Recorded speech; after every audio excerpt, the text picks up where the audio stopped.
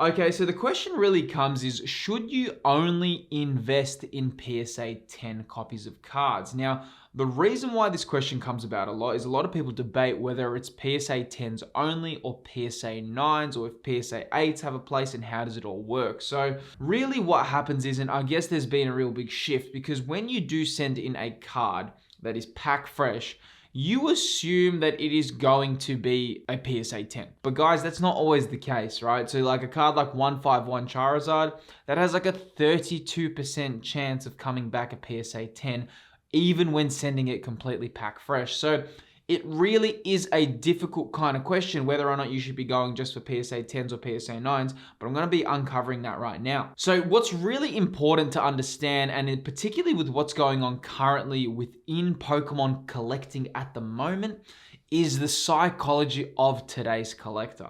And I do touch on this on other videos, but really when people collected older cards or vintage cards, they weren't looked after, they were played, they were used, they were maybe stored in binders, they were taken out a lot, they were shared, they were traded. It was a very much, not many people really cared whether a card had whitening or if you had a perfect copy of the card. It was more as long as you owned the card. Today's collector is completely different. It has a very high standard of what we consider good cards. And we also have companies that dictate the quality of these cards with grading services, PSA, BGS, CGC. We have a lot of these companies that now review cards and they give them a grade and they encapsulate them in a case. So you get a nice numerical grade on that card. And that kind of provides a medium where everyone can say, hey, this is the quality of the card. It's been assessed by a third party. Now, what's really interesting is whether or not you should be only going in PSA 10s. Now, here's the kind of issue or the dilemma that today's collector face. When most people open their products, especially for when collecting these products,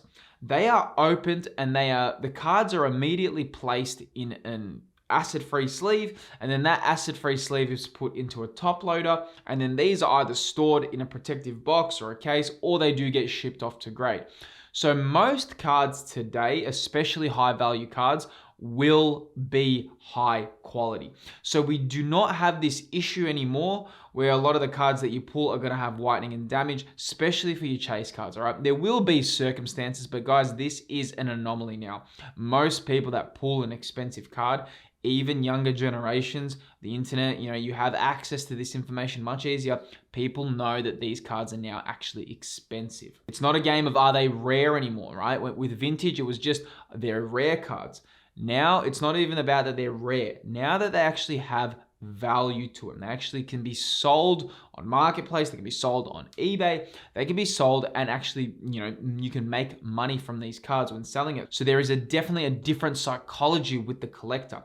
But here's where it comes interesting, and this is where it's important to understand whether you are a collector or an investor. Now, this is an important thing to distinguish. Now, when you're investing, or if you have more of an investment mindset when it comes to collecting cards, PSA 10s should be the focus for modern cards. The reason for this is because you now have an abundance of cards being graded. And I mean, not even hundreds, I mean thousands and thousands of single cards getting sent in to different companies to get assessed for their quality. When you have such a high amount of cards being sent in, you really get a lot of grades coming back. Now, what's actually happened is, we don't just have a few PSA 10 copies of cards anymore, especially these modern. We now have in the thousands of these cards being graded a PSA 10 or a BGS 10 or a CGS 10, meaning there is an abundance of these now available, and you really want to be purchasing the highest grade of these cards because they have the most buyer market available.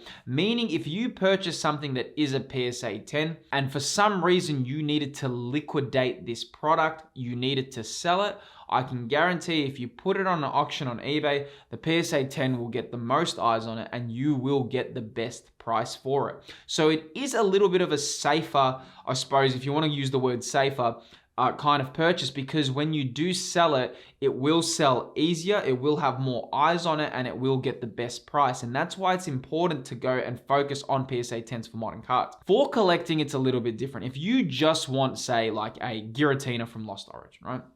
You're looking at the PSA 10, you're looking at the PSA 9 or the PSA 8, and you can see that the PSA 9 or PSA 8 will be far more cheaper. and you just want it in your collection, that is perfectly fine. You get a nice protected copy of that card in a still, it's still in a nice case. You still can collect it. It's completely fine. For the investor though, you really want to focus on the 10. And exactly for the reasons I mentioned just there. Now, I just want to actually go into it and I want to talk about what makes a PSA 10 a 10 and what makes a PSA 9, because I did make a video and I spoke about BGS 10s, and you guys can check that video out. And I touch over how the BGS Black Label is a bit of it's excellent marketing for, a community who focuses and fixates on premium quality. And I kind of touch in that I don't think the BGS Black Label deserves the value that it holds, and you guys can watch that video if it interests you. But if you guys look on the grading scale, you can see here a PSA 10. So it says here that a PSA 10 is a virtually perfect card, and attributes include 4 perfectly sharp corners, sharp focus, and full original gloss. And then it goes on and talks about the tolerance that they have for centering, which makes the card, become a PSA 10, and they have like a 60-40 split. This to me makes sense, right? So I actually can really comprehend the difference between a PSA 8 and a PSA 9. A PSA 9 is still a virtually perfect copy of a card in every way, shape, and form, which means pack fresh essentially. The only difference is that the card is not perfectly centered, or it does have a little bit of off centering on the print, which kind of dings it down one little scale on the grading scale. That to me makes sense.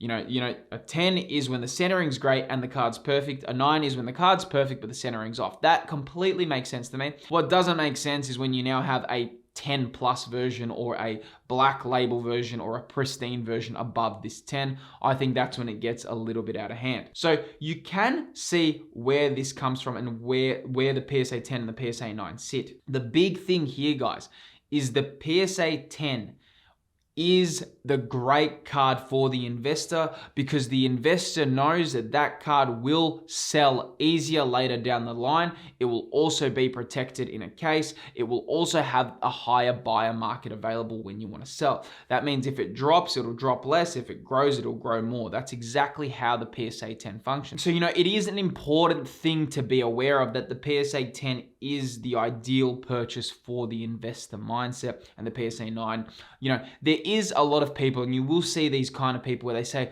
oh, I'm going to show you an example of a PSA 9 being a better investment than a PSA 10. And they show you how if you did buy a PSA 9 of one single copy of a card, and I think there was the Torch at Gold Star, someone did a comparison of this, that if you bought the PSA 9 versus the PSA 10, and you sold the PSA 9 today, you would have actually made more money with the PSA 9. That is a cherry-picked kind of thing. That is never the case. If you look at all the data and if you go through it, the PSA 10 grows at a far better and more stable rate than the PSA 9, and the PSA 9 is always one step behind. You will get some crazy examples of maybe 1 or 2 cards that the PSA 9 will perform better, but that is like, as a general rule of thumb, the PSA 10 is always just miles ahead of the 9, which makes sense, right? The amount of cards that are getting opened today, if you do get the chase card, you do want the cleanest and the most perfect copy of that card. Why would you settle for a PSA 9 when they're so available? But here is where it gets interesting, and when we look at vintage.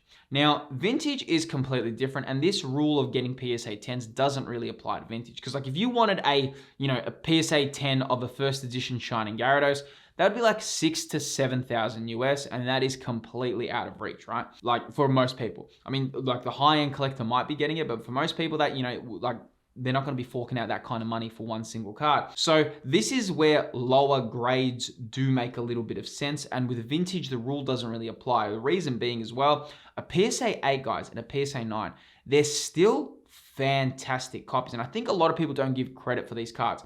So when you get a PSA 9 or a PSA 8, it's sometimes when you get your grades back and you see a 9, you can literally not even tell that you can't make sense of it how it's not a 10. The same thing with when you get a vintage card and you get a PSA 8 or a PSA 9. Guys, that is a really, really good quality copy of a vintage card, and it's protected. So if if you want vintage cards, great. And that's why I always say, if you're buying vintage cards as well, man, be careful when buying raw off eBay or TCG Player, because when you get the card, you're going to have whitening, you're going to get dints. You would rather buy it graded. That way you know the quality of the card. Even if you wanted to put it in your binder, I would still purchase a PSA 7 or a PSA 8 of a vintage copy card. If I want it in my binder, I'd crack it out because I know that it's still a perfect quality of that card. I still know the quality I'm getting. I've got like an insurance with it, right? I see it as an insurance. When you look at it as a PSA, when you look at it on eBay, people can hide the scuffs, they can hide the dents. You will be disappointed when you see it. In an investment point of view, that's why I really rate the 10s and I always focus on the 10s, but there is sometimes little issues and then sometimes this rule doesn't apply. For example, like in an Evolutions Charizard, right? That Pokemon card has something like a 1% chance to get a PSA 10.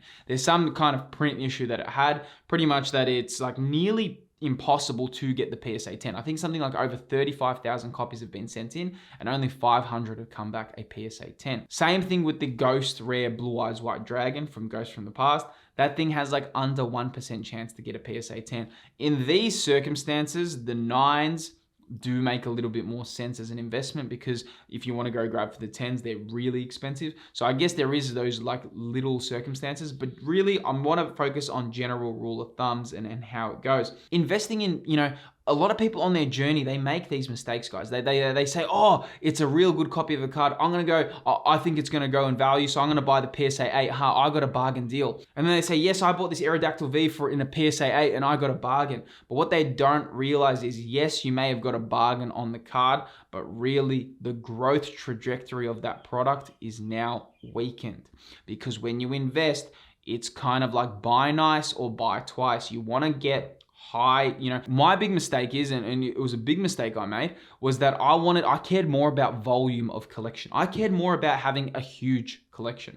So I would grab your PSA 8s, I would grab your PSA 7s because I was like, oh yeah, as long as I got the card and it's in a PSA 8 and PSA 7. Now, as I've gotten a bit wiser and I've gotten a bit more, intelligent with the investment decisions I make, I would never now buy a PSA 7 or a PSA 8 of a chase card, ever, for a modern card. No way in hell. It just wouldn't be something that I'm looking to purchase because I now know, over the years that the 10 is what I want. And if I'm not in a position where I can buy the 10 at the moment, it's too expensive, I'll just hold off. I won't even bother going for the 9. And that is my own personal strategy. I know a lot of people would have different views on that, but that is my way of doing it. I like to get the high pristine copy of the card. And if I can't get it at that circumstance, I'll just wait it out. But it is really important to know that mistakes are very common on this journey, guys, because people don't know what's the best products. Is it singles? Is it sealed? Mistakes are so common and it really kind of makes you think, are there other mistakes people are making within Pokemon investing?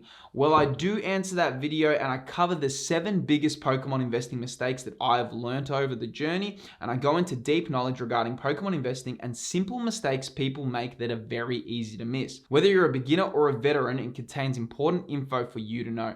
Click that video, guys, and I'll see you there.